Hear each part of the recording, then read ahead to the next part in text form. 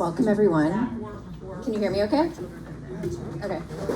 Happy daylight savings time. I almost said happy daylight savings time. We've obviously lost an hour, it feels like. So thanks a lot for being here with us on a day where it feels like you have less time. We really appreciate it. My name's Bryn Durgan. I'm the Director of Programming here at Bookstore One. And you're here, so you probably know we do a lot of programming. We have book clubs, author talks, workshops, all sorts of stuff up here. So if you haven't yet, just sign up for our newsletter downstairs at the register. And since you're here for one of our poetry mics, you might be interested to know that we have a poetry workshop going on up here very soon. Rick Hillis is leading it. We have his book displayed right there beside Avni's. And we still have a few spots left, but spots are limited. So if you want to sign up for that, just go to our website, or you could ask us downstairs at the register and we can get you settled. So the second Sunday of every month, we do a poetry mic where we invite local poets who might be passing through to come and share with us their work. So today you'll hear from 3 poets for about 15 minutes each, and then they will answer some of your questions at the end.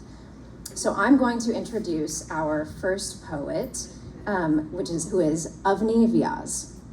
She is the author of Little God, the chapbooks Far From Glorious Feeling, and When I Was a Barefoot Cloud. She is an assistant professor of creative writing at the New College of Florida. Avni, let's give her a round of applause, of course.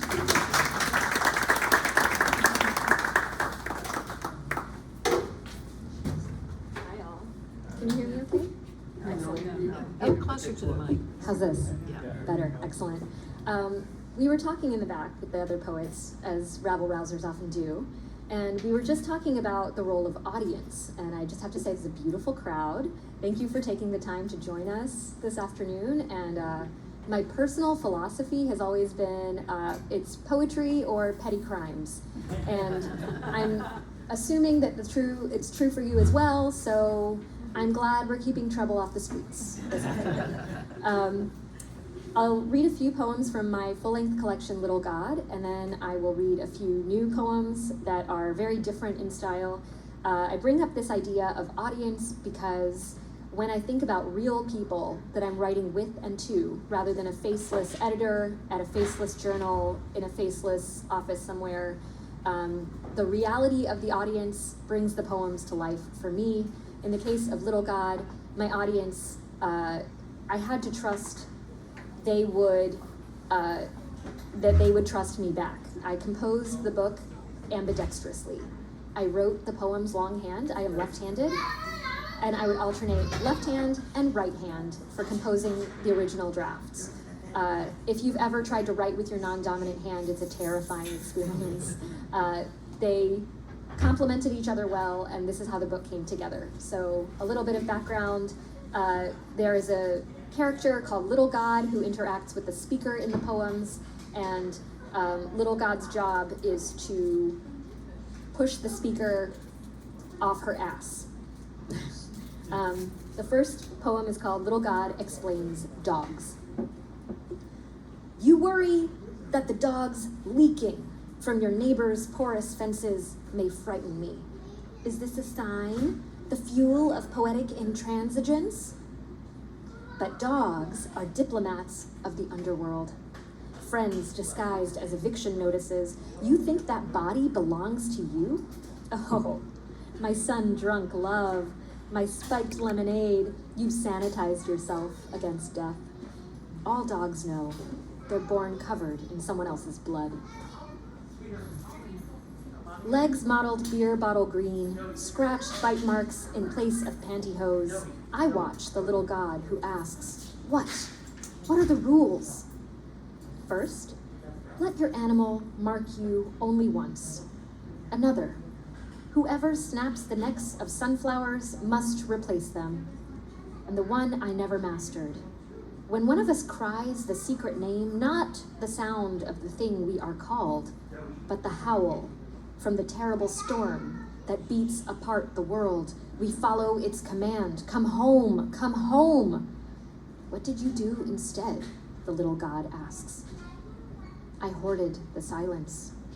I stitched it into a sail, plugged my ears, fled in the night, screeched myself mad. Oh, the God cries, I forgot the storm can sing. Little God explains comedy.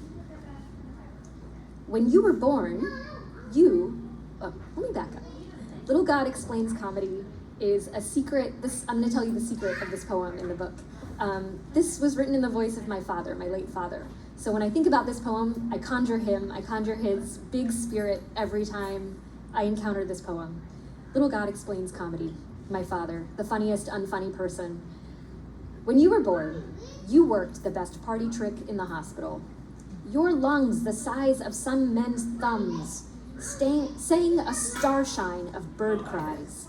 And you, full head of hair, gripped by your newborn fists, played patsy to the oldest joke in history. Grip to come alive, to stop the pain, quit. But since you only knew the setup, how could you, little bird, land it? So you gripped, and we wept. Okay. I have 2 longer poems that are more current, and I've been thinking again about how audience informs our purpose for writing and why it is we choose to write. I think about this for my students especially, and they give me such hope and such fight to keep going. So in part, continuing to write with them in mind is a gift for them, it's a gift for me, but often I am rattling and circling like a vulture around these unanswerable questions. And right now, the biggest question is, how do I tell my mother how much I love her? So if I cry, deal with it. This poem is called Mother Dirge. When my mother calls, where does my voice go? Up my sinuses until it's snot in a tissue, into the S-curve of a toilet drain where it clumps with excreta like a den of sleeping bunnies before being flushed. They're called kits, actually. Their mother's a doe, and the act of birthing them, kindling. Such is the crutch of nomenclature and asphyxiation of possibility, gone the gong of getting it wrong. My daughter hasn't yet learned to bristle at me the way I do my mother, who once sang me lullabies of night-stalking wolves, who sweetened their growls with chalk, who lured out baby goats with the fake sound of their mother's own voice. I beg her to stop singing because hers, that looming metallic spike bristle brush, could scrub off my private fear, silence, quiet as a gleam, unfolding without her breath. Another, my daughter, free diving toward the black bottom of the sea. I could be worth hearing, I tell my mother when she interrupts again as she flays a mango for pickling. I should have said, I love you so much my skin dissolves. I can't live without you. Here, she says, to my open hands where she pours cubes of yellow fruit, squeeze out the juice. It's actually nectar, but who's hectoring and who's hectored? I pulp it, and she doesn't sing exactly, but keens, like the hull of a ship skating the surface above an orca and her baby, inspiring not a song exactly, but a warning. One such orca swam her dead calf for 1,000 miles, wailing. What else but cries comprise the cloud bodies above us? Only a mother understands that the pulp of the sky is enough to feed everyone. Okay, and this is, thank you. This is the final poem that I'll share today. This is a relatively new poem. It's called Phone Calls from the Other Side, and this was written as an ekphrastic. I think Doug and I were also talking about this earlier.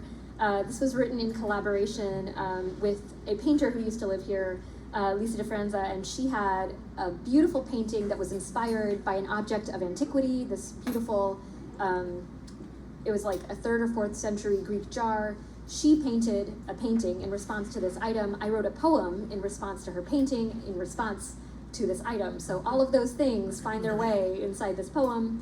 It's called Phone Calls from the Other Side, but the secret title, and I'll share with you, it's this idea that the past is always finding its way into our present. So I think about the past a lot, and I think about poets that I've never known. I think about Sappho in particular, of whom we only have fragments of her work left. And I like to imagine that I'm always talking to Sappho somewhere in my head. So, and you know, on purpose or by accident. So sometimes by accident. This is called butt dialing Sappho. Have you ever done that? It happens sometimes. Butt dialing Sappho. Sappho, the past is large enough for all of us and the animals we have been. The panther Dionysus rides, slinks along Greek stoneware, all pleasure and muscle, and asks, is anger the last pure joy you've saved for yourself? Its heat burns like the weather. When my son screams like fabric tearing, I am his galaxy in flux, his face a collapse of time and genetics, wearing a dozen grandparents across his forehead, their messages clear. You'll have to be stronger than whatever this is to keep going. They, who packed their families on the last steamer out of port, they traveling jungles alone by foot, they the first to reach for a horse and heal an infected hoof. As children, I could feel my brother's sobs through the night and hold them in my own lungs. The bravest thing I've ever done is keep the clay pot of my body intact.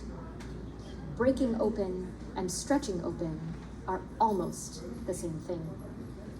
Watch the panther drop her jaw, arc her ribs into a question mark without an answer. Note the give she gives herself. Hinges and spines may crack, but flesh oozes free. The ancients believed our sexes were determined by body heat, and whoever we became aside from that was our calling. Imagine knowing yourself as a temperature and dressing for it. Onioning your body in delicious layers like a burrata of steam and salt, the way a sky will hold bits of its richest thunderheads over a bright beach day. It's hard to see straight without my glasses, but a good heartbreak will sharpen your edges. I remind myself that if I feel like I'm a walking knife blade, it's because we all lived for a while as weapons. Rarely do we know it. Rarely do we know anything the moment it's happening unless it's the crisp break of an apple's shoulder in our mouth. A generous magnolia spread wide as an unmade bed. How juicy to savor hope just for yourself. Before my son, a man I loved convinced me happiness was given and earned, that I earned by scavenging. So I plumbed between seat cushions for change. I spent my birthday cash on the power bill. So small, the dead jeered from their stadium seats. Have a pastry once in a while. The dead are in cahoots with it all, even God, like the story of the clay pot that never went empty, always full of cold yogurt. Even if you didn't want it, the plain sour curd would fill and fill to share and share. The dead get a kick out of my dairy aversion. When a woman leaves you for a possibility instead of a person, she's begun feeding herself again. My shoulders form a question mark against the sky. A slash of gooey orange smears over our roofs. Baby pineapples sprout out of a spike plant. Dear Sappho, I'm holding you in this memory. The last time I went skinny dipping, the night opened up its darkness and I dove into her mouth, where I heard you rushing in my ears, our vowels pressed together in a blood pulse hymn. Thank you.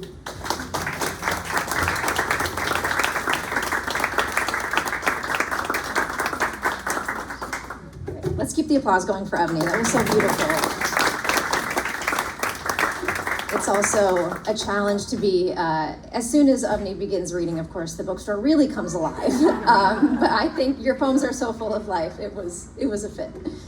Thank you so much.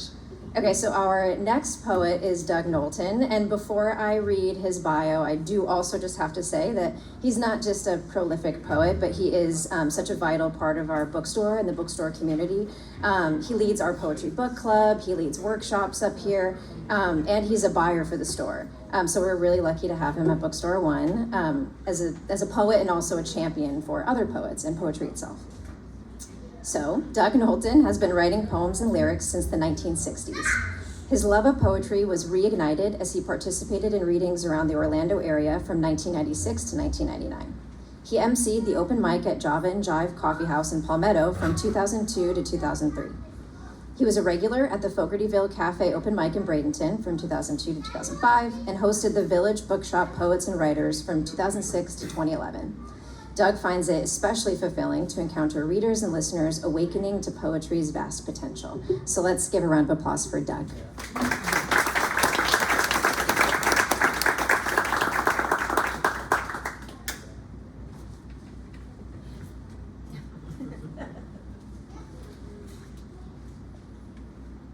gonna have to get my phone in here so I can make sure and stay on track with the time.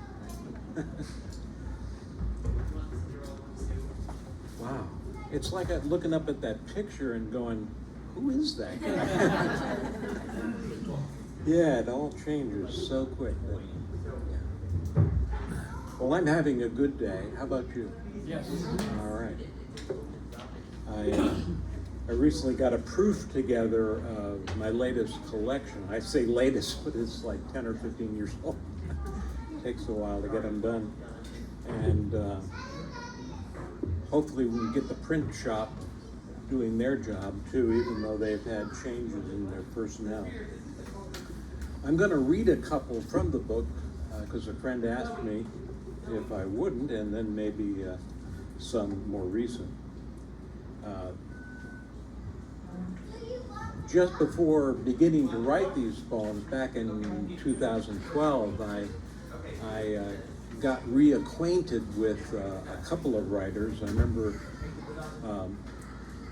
reading a lot of Homer and all of Emily Dickinson's poems. So a lot of what happens is those lines that I steal show up. And in this particular poem, it happens in the title. So I stole Emily's words, disseminating circumference. How does one return to poems following enervation by maniacal political affectations? To listen is always rare and the need now paramount. They used to pay me for such perspicacious skills, but now it's work and offered only when silence or revelation is desired or a deal is struck. The joy is full when others listen at the reading, even though I break Leonard's rules with gusto, going all sensational with flailing gyrations.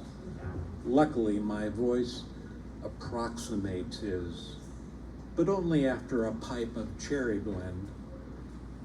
Easy for him to say, be modest, speak the words, convey the data, step aside, avoid the flourish. Easy for him. So when you ask how, I echo, be.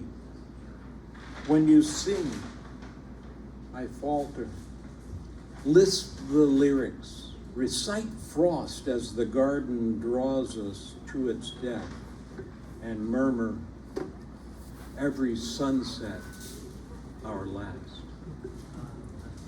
Disseminating circumference. This one's called A Scribble to Walt. The small town where the boy grew and learned your lines, where your name lives on banks and malls, streets and high schools, is the beginning we three hold in common. Some say, who? The guy on the cigar box? Once upon a time in the late 70s, there was an eccentric caretaker at your birthplace, and he spit derision for most everything and everyone with every sentence. In retrospect, probably disordered, yet his presence lent meaning to a few of the leaves.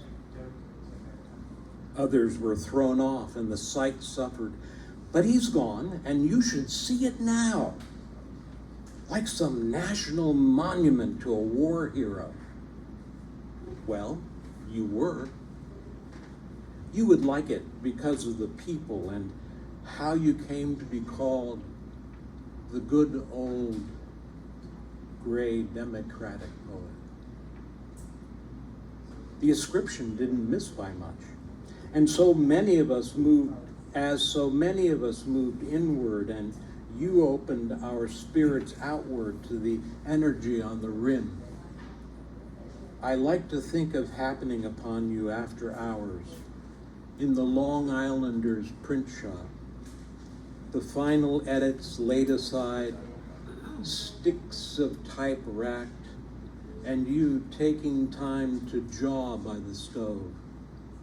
I indulge in a church warden while you give me, in words new to some, vistas and sight beyond myself to the best of these states and ourselves as the nation, and the nation as the beauty of the people, triumphal and proud through every knock.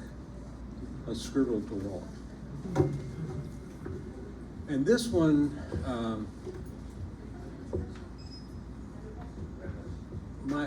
every February comes around and I think of my dad because his birthday was in February.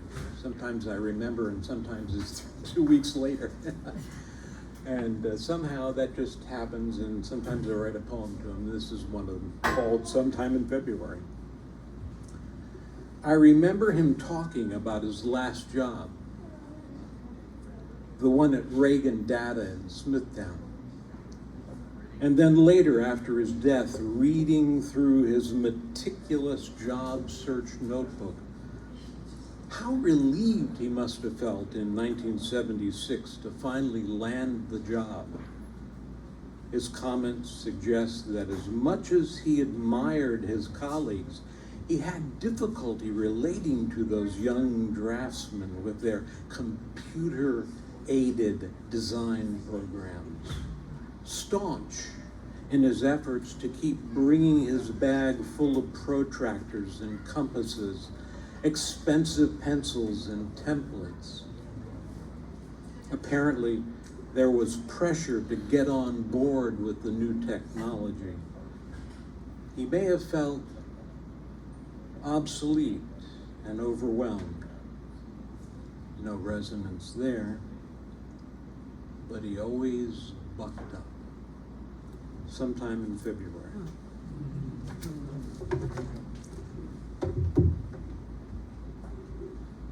So, this might lighten it up, something different. This one's called Poet Bathes on Stage in a Froth of Self-Pity. Yeah, see, the title even got it. Yeah, that's good. And it has an epigraph from D.H. Lawrence.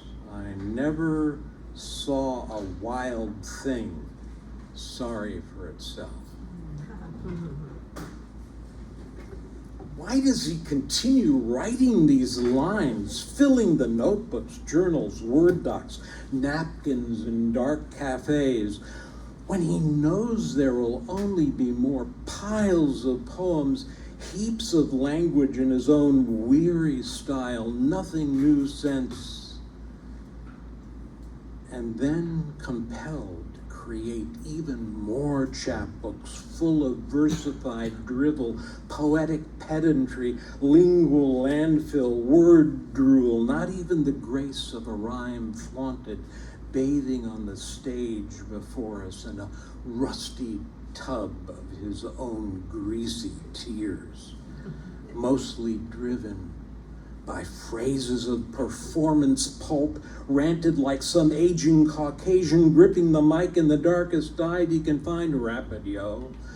In some other past, in another life, he might have had a radio DJ voice, a register with grip. There's that video he watches of himself online and doesn't recognize the poet reading, as if some other self, a persona he did not make up, but did once live and speaks to him now. Poet bathes on stage. Oh, let's see. One more.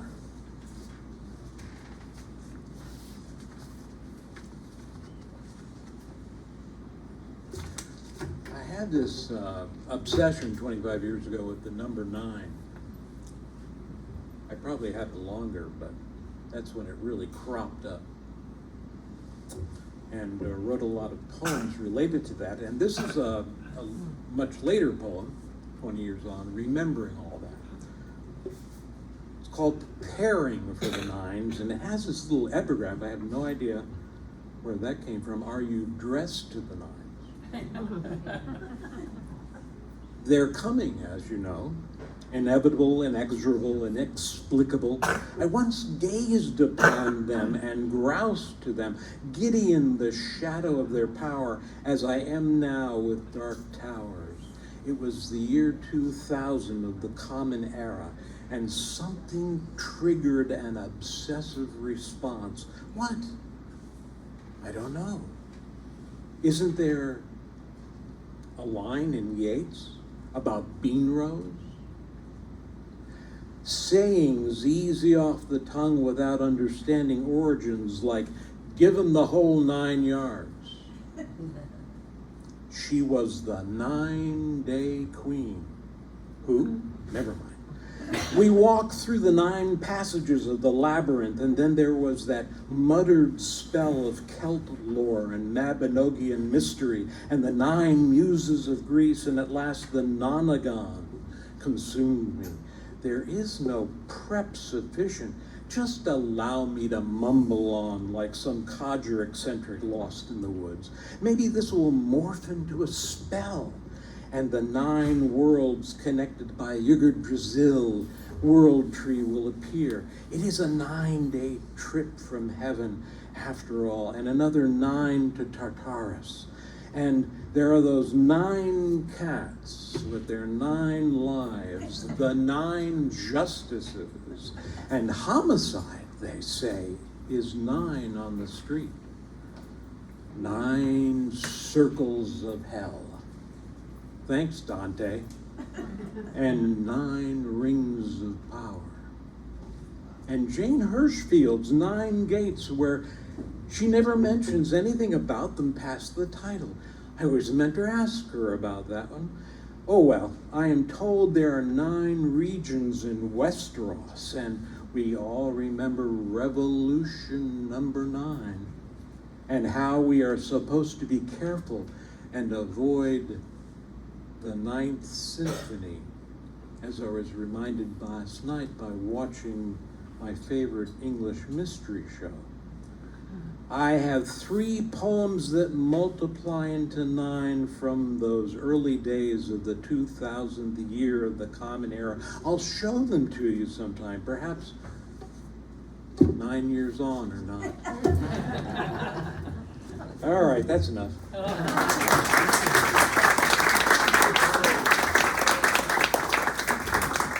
Keep it going for Doug, who, by the way, just ended at 12:29. Coincidence? I don't know. Okay, also I will remind everyone, if you haven't, it's late in this programming to tell you to do this, but will you silence your phones if you haven't already?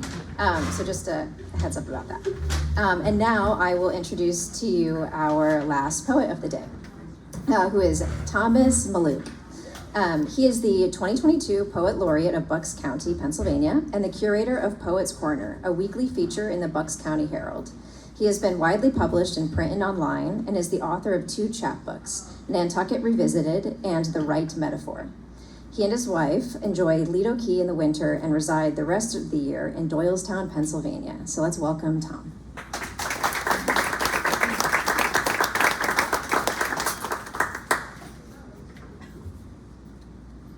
Thank you, Bryn. Buy our books.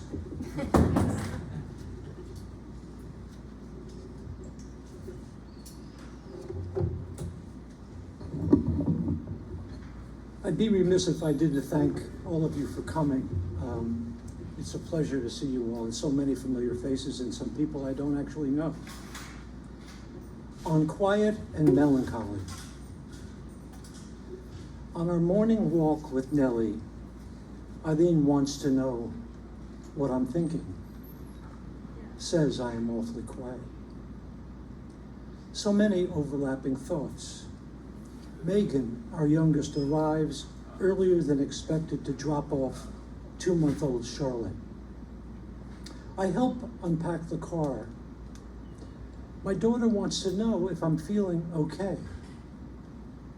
Says I seem melancholy. I reassure her and wonder about quiet and what looks like melancholy and what might be going on with me. After she leaves and the baby is cooing on her back, fascinated by the mobile spinning above her head, and Eileen is sitting in her chair reading a novel, and I am sitting on the sofa reading poetry with Nellie snuggled by my side. I notice a fullness billowing from deep in my belly, words whispered so softly I can only hear them in the quiet.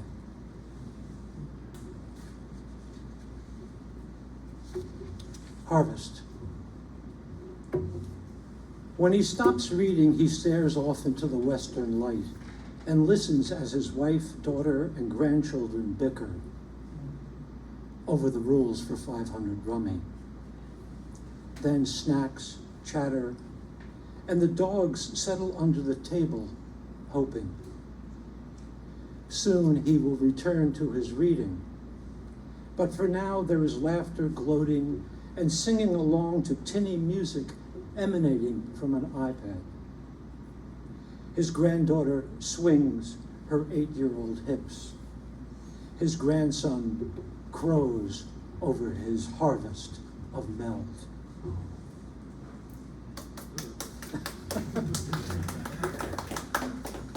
Write about what you know, so that's what I'm doing here. My Aunt Pauline, who was my mother's wiser sister, when Eileen and I had our little babies, she told me to never try to make a happy baby happier. So that's the title of this poem. Don't try to make a happy baby happier. My 2-month-old granddaughter, who wailed inconsolably for 23 minutes, is now nursed, burped, bathed, and changed. Snug in her onesie, writhing on her back, head that one day will be filled with ideas gyrating from side to side, and legs that soon will kick a soccer ball through the outstretched limbs of a goalie, kick and contract, the right one bearing no relation to the left. And arms akimbo that with luck will operate in concert to support the torso, protect the fragile head of her own infant, now punch and flail like a deranged conductor, exhorting the symphony of her coos and gurgles, a song of joy.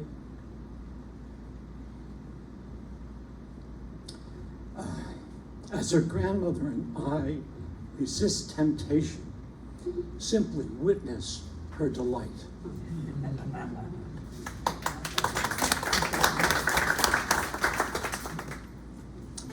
Today, for the first time, I saw a bird feeding a berry to another bird. Also, the neighbor, through the lattice of cross-hatched windows, escorting her German shepherd around their enclosed backyard. So many firsts. The hum of the hairdryer, my grandchildren across the room discussing something I can't make out. Her deeper voice, his deeper voice, her lilting one, in a seesaw of sound as the hairdryer goes silent. And now, briefly, for the first time, silence.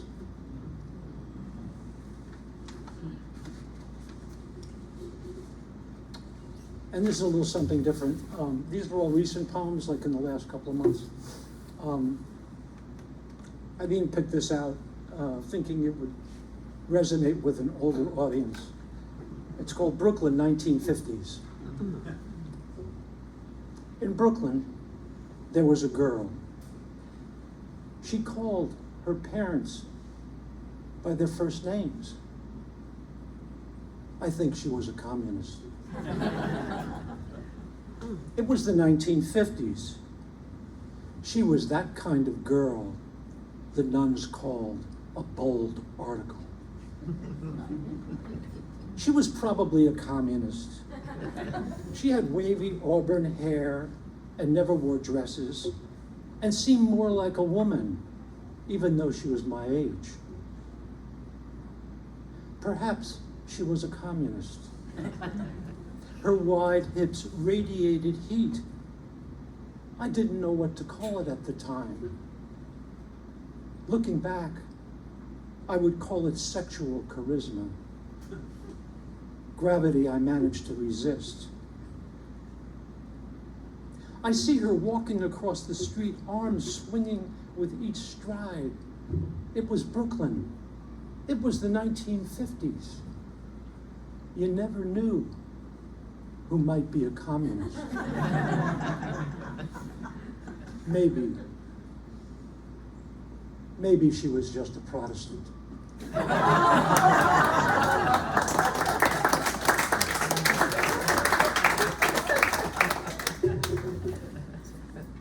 And now a few from this book, The Right Metaphor. The title of the book is largely, the credit goes to my wife, Eileen, for a lot of the book, but especially the title. And it's a chronicle of my relationship to poetry and writing. And the earliest poem was written in 1976. And not surprisingly, it was written to my wife, Eileen. My future wife, Eileen. At my desk, your photo, the paperweight and stapler, the bamboo basket for my pens. You might suppose it's random when it's not. Lately, I find what holds or binds often comes to mind. You, sitting there, not quite the way it was, but real enough for me, for now. Anyhow, I have to work and you are 312 miles away. This pen and ink are our bond of blood. It is the first blood of our life together.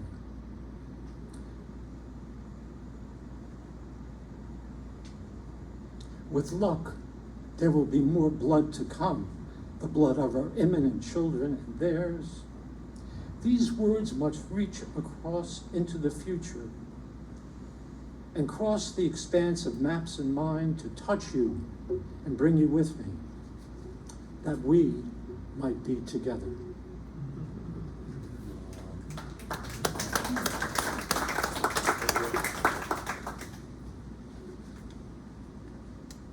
I'm very glad that you're very kind. Poets need that a lot. We all need that a lot. And it's in short supply. And so in a moment, not unlike one that Doug sort of represented earlier, the question is like, well, what the hell does this do, right? So W.H. Auden famously said, poetry makes nothing happen. And so this is the title of that poem. I borrowed his quote as a title. Another day, and I still haven't written a poem that keeps ice frozen in the spring when the toddler wanders out onto it. Nor have I written one that emulates a child who has located a smooth, flat stone among the pebble and holds it up to the light. No poem that is up to the task of forgiveness, or even one that can walk the dog, empty the dishwasher, or fold the laundry. Useless poems. That's what I write. Ones that never seem to get around to doing anything. Poems that loiter all afternoon sitting on the stoop or leaning against the pharmacy wall, waiting for someone to come along and teach them how to cheat at cards. Poems that sleep in till breakfast is over and everything is put away, then stumble into the kitchen expecting hot coffee. You know, the ones that think great thoughts but never seem to get them down on the page, that are constantly late for work but insist their GPS told them they would get there 5 minutes early. My poems have nothing to show for themselves, don't pull their own weight, or pull themselves up by their bootstraps. But at least this poem is trying to come clean. What more can you ask of the written word than to try to tell the truth?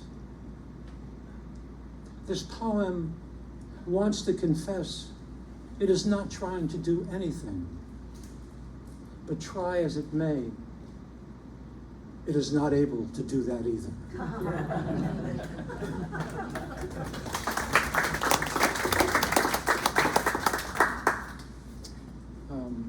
a few more minutes. A couple more, yeah. Okay, so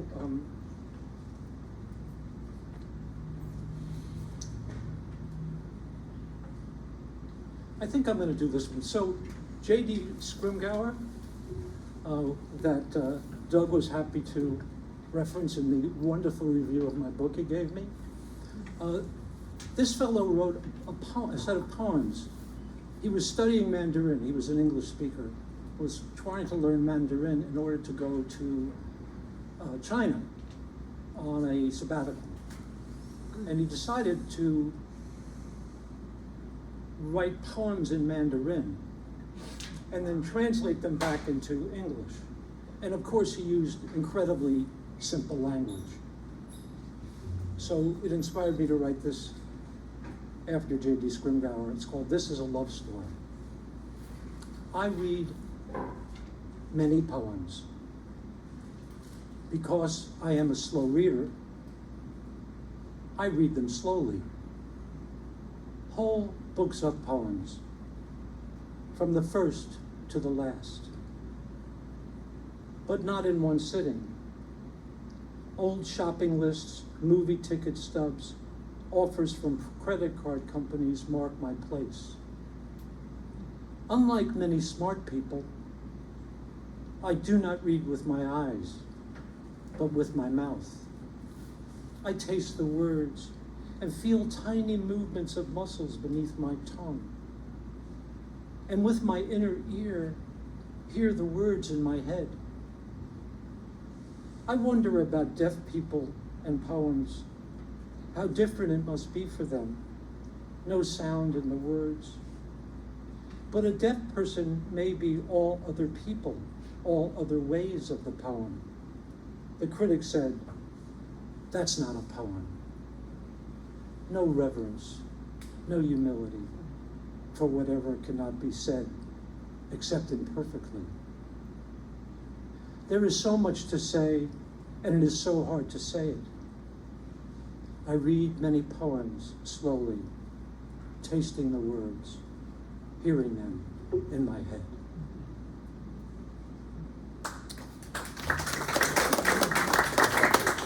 And the final little 45-second poem in the back, it's called At the End.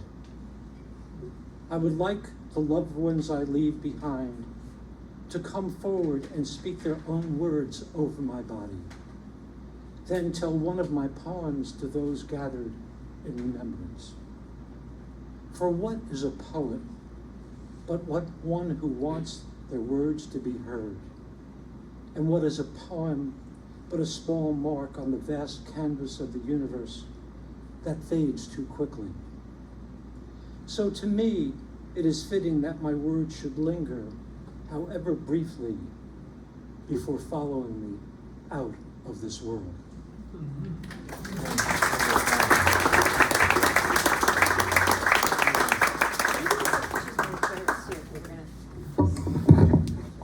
Okay, we can give another round of applause to Tom, and then we'll invite the other poets to come up so we can do some questions.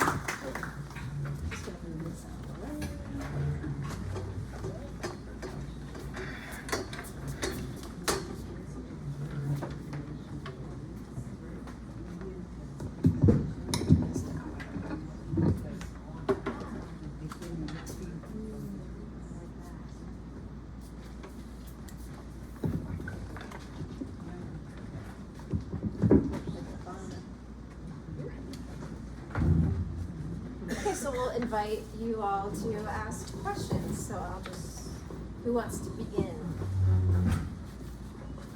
Anyone have anything? Okay, well I have a question. Based on a lot, all three of you. What was that? I broke a chair. Well done. Oh, it's gonna wobble. It's gonna wobble. I don't know. There's a poem. Yeah, right? Right. Things might get that down. interesting. All three of you in your work touched on like, what does this do? Like you were talking about, right, listening to students, and in this particular moment, how have you seen it affect your poetry, what you write? The current moment? Yes, the moment in the world. It's left me essentially Do you mute. want to use the microphone? Go on. I feel like I have to turn towards something intensely personal to write anything, because I can't begin to comment on the larger world. It's so distressing to me. I think of the notion that poetry takes place at the threshold between chaos and order. But in order to do that, you have to get to the threshold. And we're in chaos. And I'm hoping to write when we get closer to order. I love that answer. There's another line of poetry, and I can't remember, I think it's Gwendolyn Brooks, who talks about, poems and poets. We are the bounty, we are the harvest, and maybe this is this answer is in conversation with Tom's answer. When we do live in chaos, I think about poetry as tethers to those who sustain us. And in times when I feel like our structures are crumbling at an alarming pace, where do I find myself rooting? And it's to other people. It's to people that I can make eye contact with, that I can share my love and art with. So, while poetry makes nothing happen, that nothing sure is very, very important to me. So it's, I love Tom's answer, because I hear a kind of chaos and maybe grief underneath it, and I feel that too. But at the same time, I'm sitting in a room full of people who've decided to spend an hour of their lives in community with poetry, and I can't tell you what that means to me. So life is crazy, but we gotta hold on to each other. So if poetry allows us to do that, then boy, I'm willing to write some poems to help us. You stole my answer. I was going to say, look what happened here. Poetry does more than just something. Opens up all these channels of connection, and the faces at any reading and the eye contact is what makes it happen for me.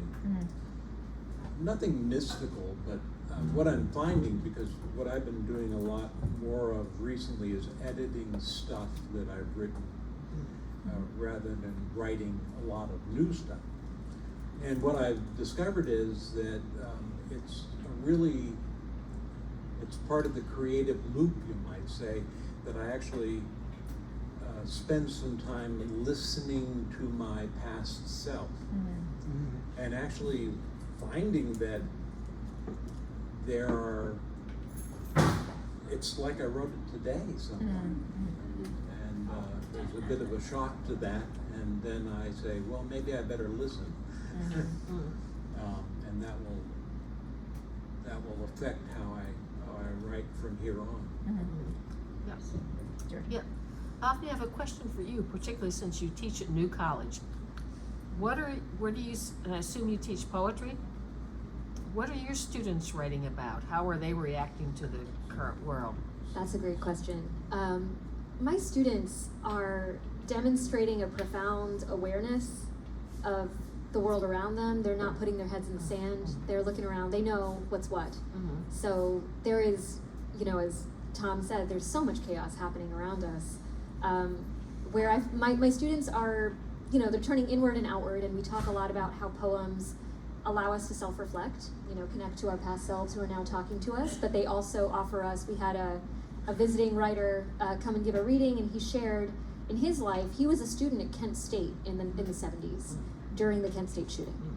And for him, that was an activating moment where he discovered that as a witness to the world around him, he felt tethered to his time and, in a way to his own duty as a citizen to stay open, keep his eyes wide open, stay awake and be conscious of what was taking place and to document it. And so I see that happening with my students as well. There's this assumption that when we show up into a poetry class, you get to write whatever you want. ChatGPT can do it for you, that there's no difference between, rhyming on the page, and if poetry, it's an easy class that you can pass, but boy, when you dig in, you can transform yourself and the world changes around you. So I have students who are looking beyond the United States. They're thinking about global conflict. They're thinking about the, power structures and empire and the way that people are coming together. So, the thing that keeps me going, and this is what we were chatting about a little bit earlier, is the way that my students are paying attention. I can't look away. I want to look just as hard as they are, and they inspire me to do that. And, if they're bringing their best, then they deserve the best that I've got as well. So I guess I share that maybe to give you some heart and some hope. The youth are aware. And they're powerful. Each of you as wonderful poets, could you tell me the best advice you received individually about writing poetry that affected your poetry, or you just wanted to share with the group?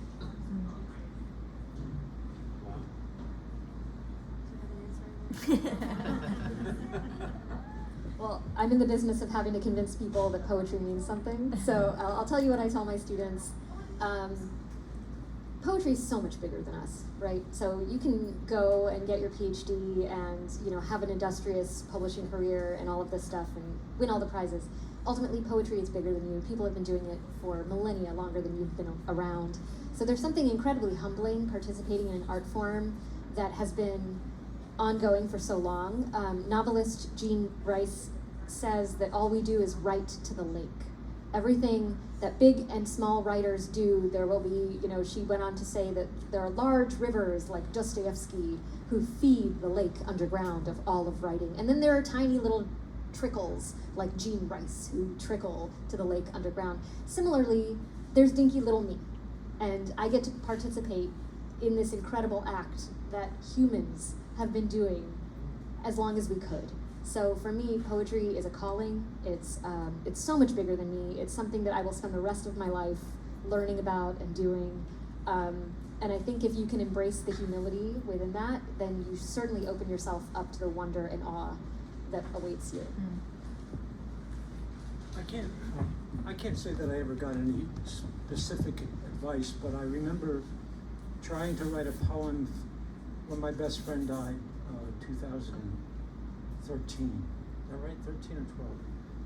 And I tried to write this poem, and it was this, there were allusions to this, that, and the other thing, to his 2002 BMW, and memories of fishing on streams that had flooded, and blah, blah, blah, blah, blah, blah. And I wrote this thing. And I showed it to Chris Bursk, who's the godfather of Bucks County poets. And he said, this is terrific. How about you start again? And just start with your memories. And of course, I started to weep, because I really had written this poem to put a distance between myself and the grief. And he said, just stay with what you really know, what's really true in your bones. And the language and all that other craft and all that other stuff, that's the work of the poet, that's the work of the craft person. But it's a human being behind the craft that's really important. So that was really helpful.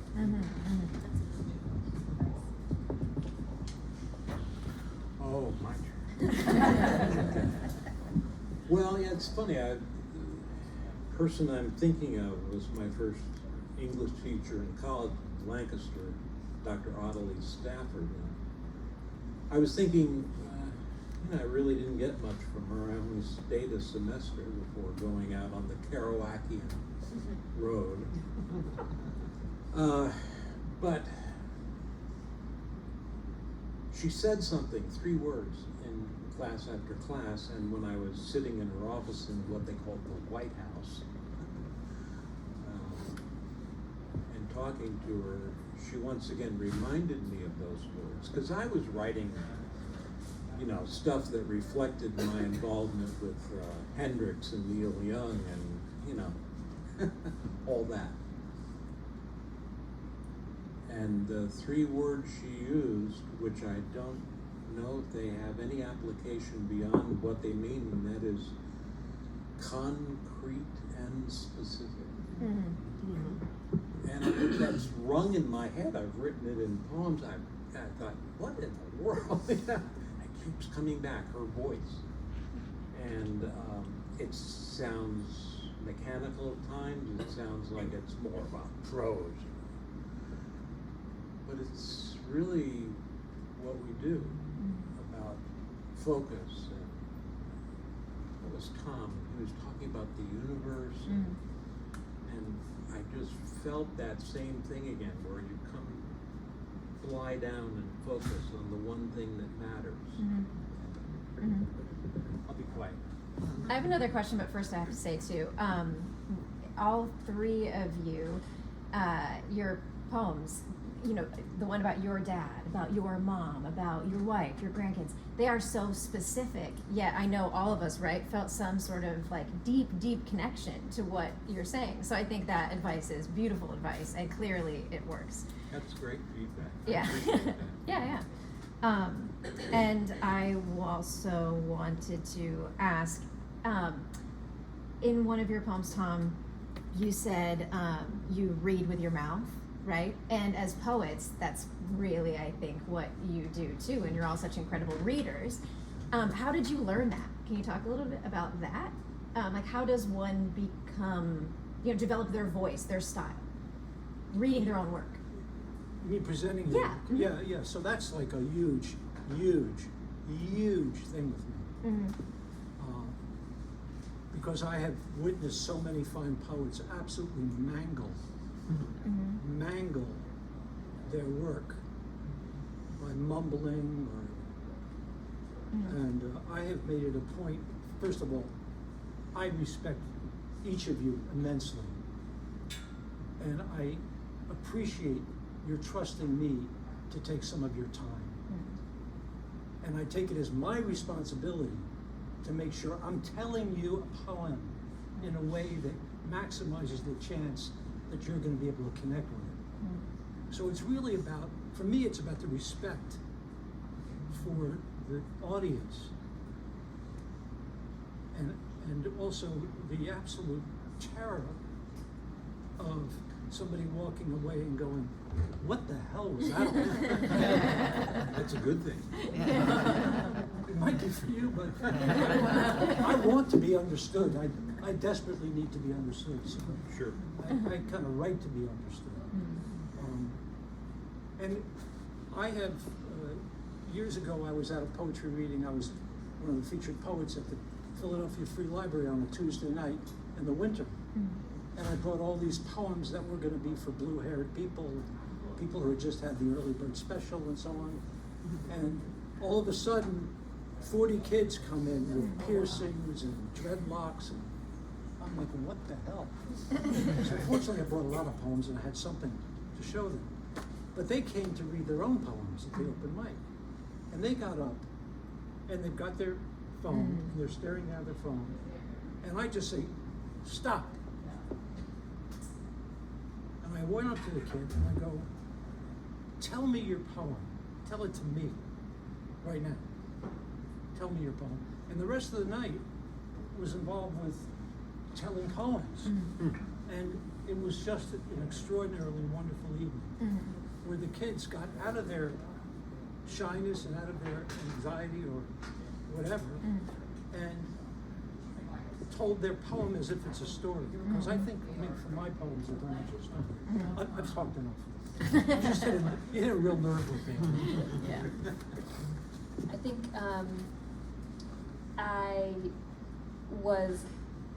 I hid it from myself how much I love attention. So getting to sit up here and have all of your eyes on me feels. But all joking aside, I learned to read poems and perform poems. As an undergraduate at the University of Florida, there was an off-campus reading that I would attend for most of my time there. And this open mic was a real beautiful cross-section of anybody who would walk down the street and was walking through town. So it wasn't just students, it was anybody. So I got to learn from people who were more experienced than me, who were less experienced than me. And part of becoming the kind of performer I wanted to be was becoming the kind of listener I needed to be. So listening informed what I wanted to offer.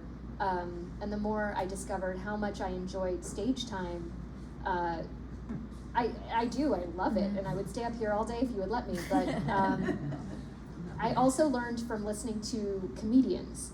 My husband is a comic, and when comedians perform, every moment, every word, every beat is so choreographed and thought out.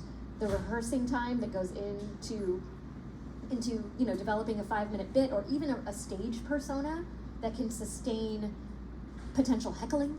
And I learned that when I taught 9th grade. If you can teach 9th grade, you can do anything. So I think it's learning to become a better listener and become the kind of audience member who is present and engaged. I think a lot about the features of that style. And so I think that's like an actionable way to become the kind of listener or the performer that you would like to be. So that's my answer. Wow. I don't want to tell you my whole story, but what I remember is that it was Mom and Dad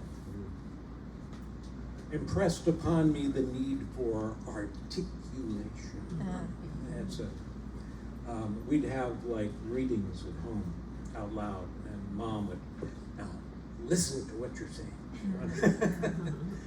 And then later on,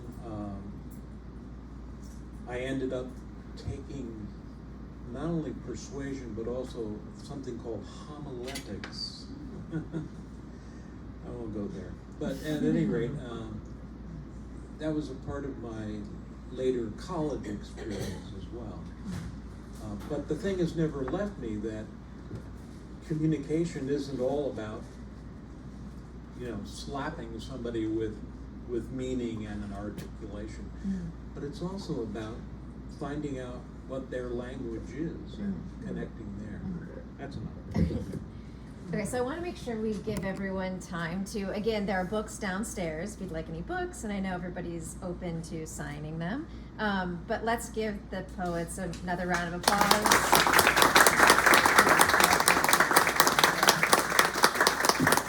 Thank you so much for coming, for being here. Thanks, everybody.